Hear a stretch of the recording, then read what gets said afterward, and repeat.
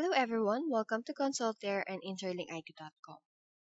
To conduct a document review utilizing corrective and preventive action program under the SQF Module 2.5.3, first check if the document title matches the uploaded file name on the dashboard. In this instance, we do have the same titles as the corrective and preventive action program. Next, both must have the same document code. For this example, we do have 2.5.3. Since this is a template, we indicate the PCQI as the account initials. However, we can customize the code based on the company's initials. For the page number, we use the page X of Y format, ensure that it reflects the current page position and the total page number of the document. Then, insert the company logo here, together with the company name and company address, and enter the designated department. For the originated by section, it can be the food safety, quality assurance, or the quality control personnel of the company. For the originator, they are the one who ensures the implementation of the quality management and document control system. Enter the name of the originator, affix the signature, position title, and the date originated. For the reviewed by section, it can be the personnel assigned in the quality management department who reviews the drafted document or its revision for accuracy and implementation. Again, enter the name of the reviewer, affix the signature, position title, and the date reviewed. For the approved by section, it must be the person in the C-level management who has the approval authority.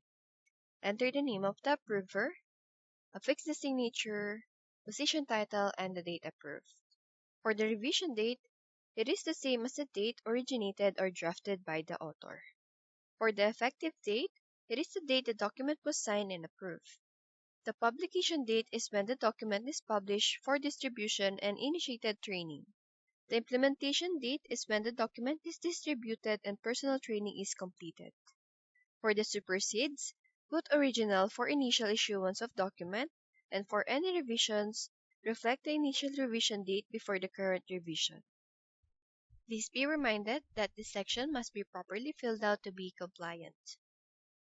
Now we will focus on the components of the program. First we have is purpose. The purpose is the implementation of any certification standard or compliance with a regulatory requirement. And for this program, it is for the implementation with the SQF Module 2 Edition 9 for food manufacturing under Clause 2.5.3. Under this, we have to implement SQF 2.5.3.1, the responsibility and methods outlining how corrective and preventive actions are determined, implemented, and verified, including the identification of the root cause and resolution of non-compliance of critical food safety limits and deviation from food safety requirements. This shall be documented and implemented. Deviation from food safety requirements may include customer complaints, non-conformance raised at internal or external audits and inspections, non-conforming product and equipment withdrawals and recalls as appropriate. To implement SQF 2.5.3.2, records of all investigation, root cause analysis, and resolution of non-conformities, their corrections, and their implementation of preventive action shall be maintained. Second, we have the scope. The scope of the program is based on the purpose and serve as a guide in defining and describing layout of the procedure. And we have here the introduction, definition, types of action, process steps, and methods. Then third, we have the policy. The policies are the rules set by the company as their implementation guide. Under this, we have the corrective action, describes the responsibility for investigating and identifying the root cause of the problems resulting from internal and external audits, customer complaints, CCP limit violations, recalls or withdrawals, or any other food safety deviation resulting an undesirable event, the methods used to correct and control the situation, including disposition of affected product, back to the last good check, and what action is to be taken to prevent the recurrence of the problem, must be included. To establish and maintain a document preventive and corrective action procedure, the procedure shall define the review of the nonconformities, records shall be maintained of nonconformance, preventive and corrective actions and process of improvement steps to ensure that nonconformities do not recur. Fourth, we have is the procedure. The procedure is a step-by-step process and the actual implementation of the policy. And under procedure, we have the introduction. Corrective action is an essential part of any management system. Corrective actions are proactive rather than reactive responses to deviation from regular operations. It requires developing a procedure that describes before the event who, what, when, where, and how the supplier will address and identify the problem or the deviation. Identifying a means to address the problem before its reoccurrence requires the supplier to consider immediate action to resolve the problem and deal with any affected product and preventive action to prevent reoccurrence of the problem. And you may refer to the corrective action, preventive action, or the CAPA report. When problems or issues involving food safety arise, the supplier must take corrective and preventive action to deal with any affected product and fix the process. The supplier must document a procedure describing the responsibility for investigating and identifying the causes of the problems, including a breakdown of critical limits relating to critical food safety. Further, the supplier must document how these problems are to be resolved if and when they occur, the methods used to corrective and control the situation, and what action is to be taken to prevent reoccurrence of the problem. Refer to supplier corrective action request form. Corrections are considered a short-term fix, example, a quick action taken to remediate a specific problem and make adjustment to regain immediate control. Corrective action is a long-term fix designed to identify the root cause of the problem and to take actions that will prevent a recurrence. This process is designed to minimize the risk that the situation will occur again. When monitoring activities show that critical limits had been exceeded, the supplier's corrective action must describe what happens to the affected products, example, the product process since the last good result, and the preventive action to correct the process. These corrective actions are the proactive. They are described in the HACCP plan before the event. Corrections will be made when there is any observation within a site that leads one to believe product food safety is at risk. After the correction is made, the supplier must investigate to determine the root cause of the issue. When the root cause of the problem is identified, corrective actions can be taken. Corrective actions associated with deviations from critical limits for CCPs and CQPs must be documented on the HACCP plans. This shall describe responsibilities and actions required to deal with or dispose of the affected product and action necessarily to correct the process. However, the supplier must also prepare a corrective action procedure and log to ensure corrections and corrective actions are documented, assigned, follow up, and confirmed.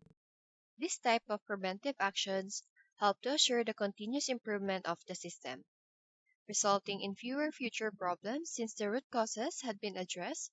Corrective action shall be also reviewed as part of the management review process. The supplier must also maintain records of corrections and corrective action taken, referred to SCAR, log registered. Essentially, the supplier is asked to outline and demonstrate how they will manage corrective action, identify who is responsible for it, and describe what methods to resolve any safety issues.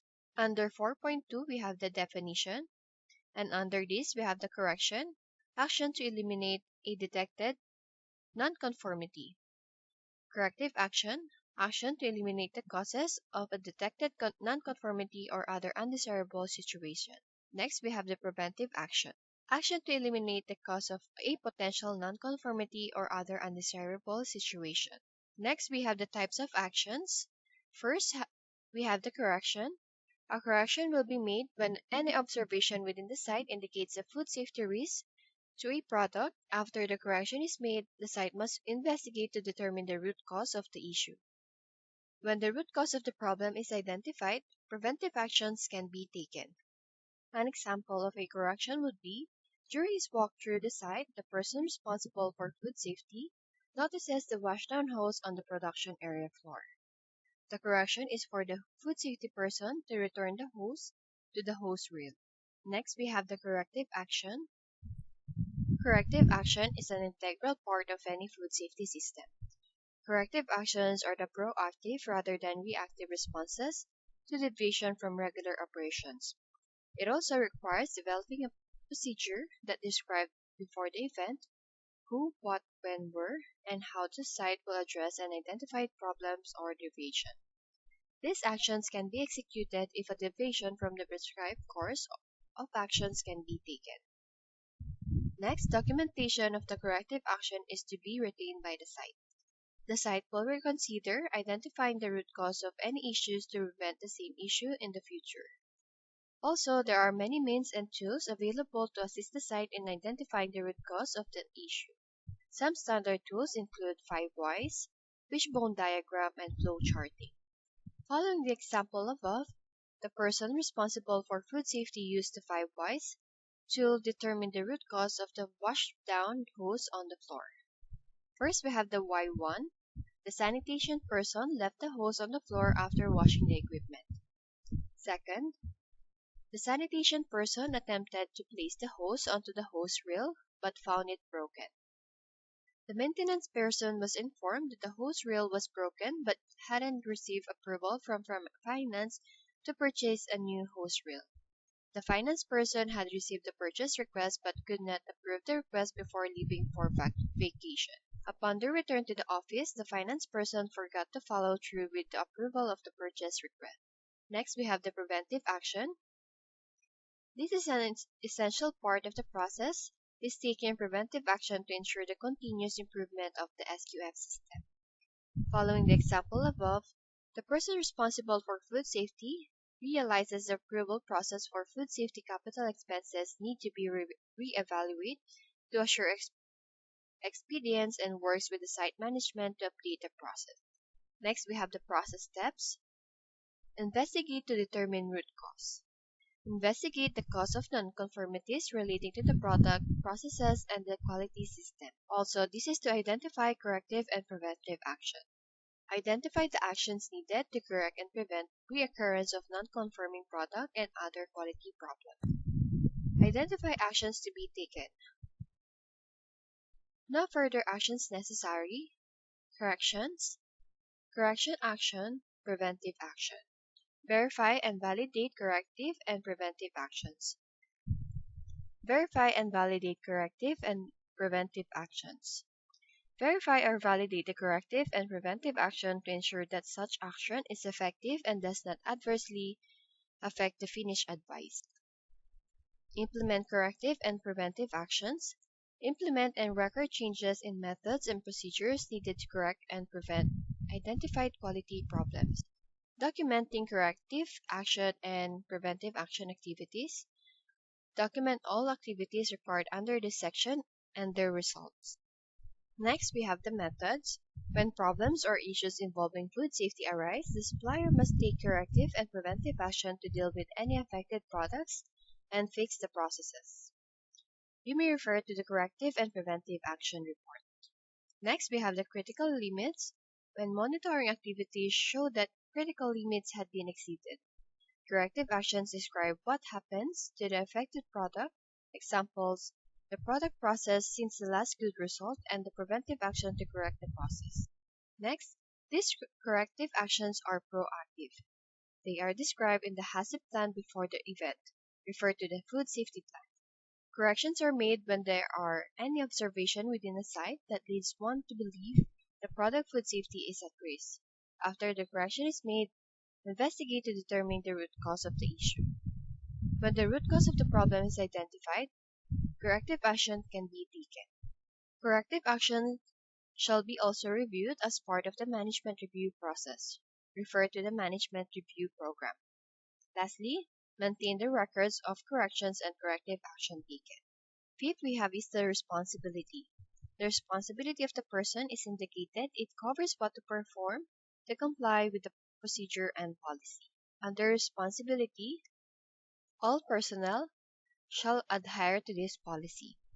Next, preventive control qualified individual or the PCQI visually inspect areas for compliance with this policy. Oversee or verify compliance of procedure. Ensure personnel is trained on this policy and procedure. Monitor and take corrective action to ensure compliance with this policy. Supervisor, department heads, and team leaders are responsible to ensure, inspect, and verify this policy and procedure is adhered to and take corrective actions to ensure compliance with this policy. Next, quality control personnel. Validate training and adherence to policy and procedure. Monitor and document nonconformance observation, also known as discrepancy, using corrective action, preventive action, or the CAPA report. Quality and compliance department, document control, records, and archive. 6. We have the corrective action. The corrective action is the process of taking appropriate steps to eliminate causes of nonconformities or other undesirable situations. Under corrective actions, we have the train all personnel on this policy and reference SSOPs. Noncompliance will require retraining and evaluation. 7th, we have the review quality. The review section serves as a guidelines for conducting the annual or periodic review. Responsibilities and methods outlining how corrective or the corrections actions are investigated, resolved, managed, and controlled are documented. Responsibilities and methods outlining how corrections and corrective actions are investigated, resolved, managed, and controlled, implemented. Root cause analysis had been carried out for non-compliance to critical food safety limits. Corrective actions have correctly dealt with the affected product. Corrective actions had been archived, resolution that will prevent reoccurrence of the process issues. Personnel carrying out corrective actions understand their roles and responsibilities. Records of corrective actions are current and accurate. 8 is the reference documents. The reference documents are the set of documents used to implement and monitor a program, policy, and procedure. For the reference documents, we have the corrective action or the preventive action or the CAPA report. Next, we have the supplier corrective action request form. And 9th, we have the references. The reference section is composed of guides utilized to implement the program. Examples are the certification guide, regulations, and each widely accepted scientific journals, research, and the like. Must also comply with the standard format citation, which can be based on either MLA, APA, Chicago style, and update the access date. Under reference, we have the SQF Edition 9 for food manufacturing, 2.5.3 Corrective and Preventive Actions. Next, we have the Corrective and Preventive Actions Edition 9 Guidance Document. And lastly, we have the History. The History section is where we can update the program if there are any changes or revisions made in the document. If there is a revision, enter the revision number, revision date, description of change made, the author or the originator name, and the title, department of the originator or the author. Thank you for participating in this document review. Content presented are for training purposes only and are based on the interpretation of standards and best practices and must be customized for your intended use. To fully customize your programs, policies, procedures, forms for records, and lessons for training, you may contact Interlink IQ or Consultor Inc. at services@interlinkiq.com or simply call 202-982-3002. And for free access, you may visit interlinkiq.com.